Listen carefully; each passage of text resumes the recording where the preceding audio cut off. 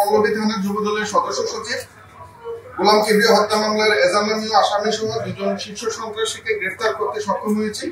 এ ব্যাপারে এখন আমি আপনাদেরকে মিডিয়া ব্রিফ করব।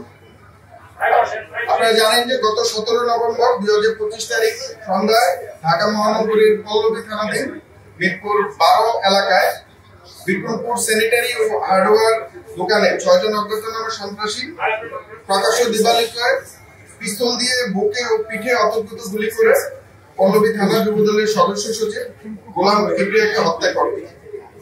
উক্ত স্থান হতে পালানোর সময় স্থানীয় জনতার উপর অস্ত্রধারী সন্ত্রাসীরা গুলি করে এবং এতে একজন রিকশাওয়ালা গুলিবিদ্ধ হয়ে গুরুতর জখম হয়। পরবর্তীতে ছাত্র জনতা তাদেরকে ধাওয়া করে জনি ভুঁইয়া নামক একজন সন্ত্রাসীকে আটক করে পল্লবী থানায় সোপর্দ করে। উক্ত বিষয়ে ভিক্টিমের পরিবার পল্লবী থানায় একটি হত্যা মামলা দায়ের করে। উক্ত ঘটনাটি এলাকায় ব্যাপক চাঞ্চল্য সৃষ্টি করে এবং বিভিন্ন প্রিন্ট ও ইলেকট্রনিক মিডিয়া সহ বিভিন্ন সামাজিক যোগাযোগ মাধ্যমে ব্যাপকভাবে প্রচারিত হয়। ঘটনার পরপরই র্যাব 4-এর আবেদনের দল ঘটনাস্থল পরিদর্শন করে এবং সেখান থেকে সিসিটিভি ফুটেজ এবং আনুষঙ্গিক তথ্যাদি বিশ্লেষণ করে ঘটনার রহস্য উদ্ঘাটন এবং জড়িত আসামিদেরকে আইনে আওতায় আনার জন্য ছায়া তদন্ত শুরু করে।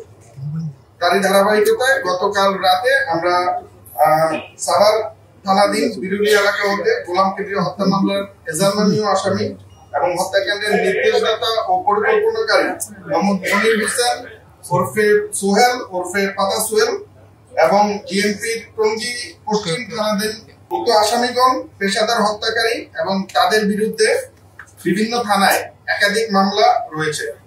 উল্লেখ্য যে উক্ত হত্যাকাণ্ডের এজাহারনামীয় আসামি মোহাম্মদ মনির হোসেন ওরফে পাতা সোহেলের নামে একাধিক হত্যা, ডাকাতি, মাদক সহ পল্লবী থানায় মোট 8টি মামলা রয়েছে।